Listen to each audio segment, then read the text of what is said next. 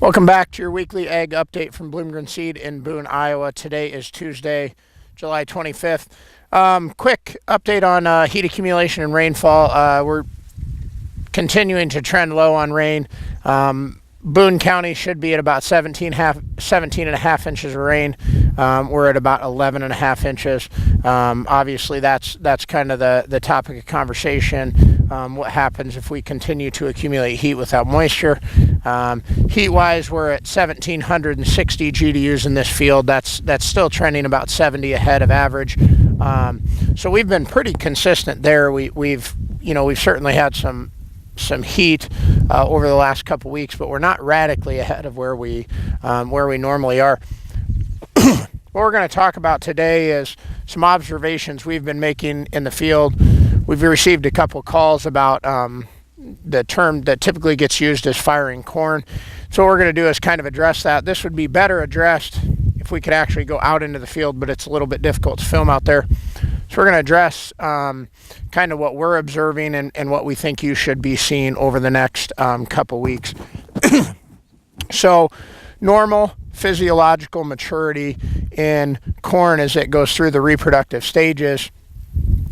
As the corn goes through the grain fill process and reaches the stage of about the black line, the corn will start to senesce or die, and that's the natural process. Basically, when corn has that black line, it's approaching being finished with its grain fill period, and the metabolism of the plant slows down pretty significantly. As that happens, there's a natural process of senescence where the leaves will start to die. The leaves die actually genetically based on the type of plant, so it's most of the time we see dying from the bottom up, but that can vary from genetic example to genetic example. So what we're observing when we hear the term firing, or at least what we've been getting calls on this week, is what certainly appears to be early death. And so we're gonna kind of evaluate. We didn't go terribly far into this field, but we've pulled what we consider to be a normal ear. We're even seeing signs of stress in this normal ear. We're seeing a little bit of tip back. We're seeing a few aborted kernels spread throughout the ear, but this is a dough stage ear right here. And then we've pulled a plant that has some early death in it. So as we evaluate these plants coming out of these heavily compacted areas, we're observing a couple things. So this isn't a perfect example because our only real great place to film is right here on the end rows, where obviously there's going to be additional compaction. But there's a couple things we're noticing. One is a significantly underdeveloped root system. So comparing this plant to one that's in the healthier part of the field, significantly underdeveloped root system, typically a shorter and less robust plant, and subsequently a real lack of ability to pull nutrient and water from the soil. So subsequently, the plant has to begin using its vegetative material, premature death, and a significantly reduced ear size. I have a couple concerns, and I think they're things we really need to start paying attention to, and we've got a couple tools to pay attention to them.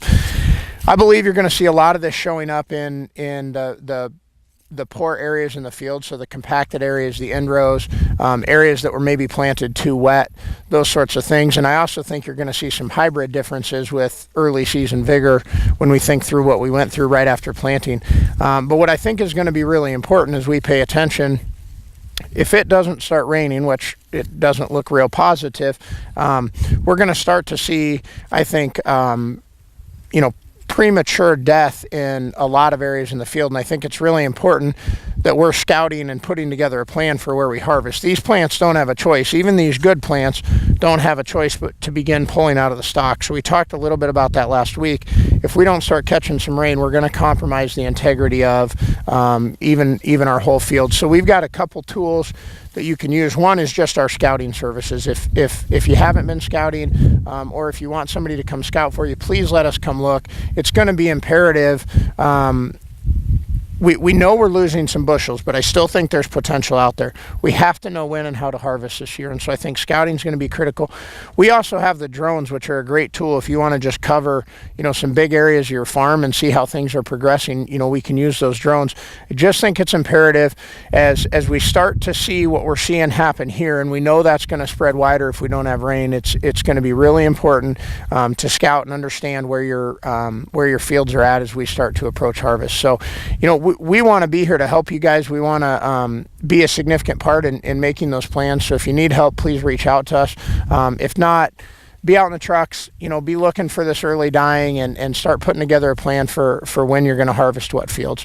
Get on our website if you need help or reach out to Dane and I. We'd love to come help you. Thank you.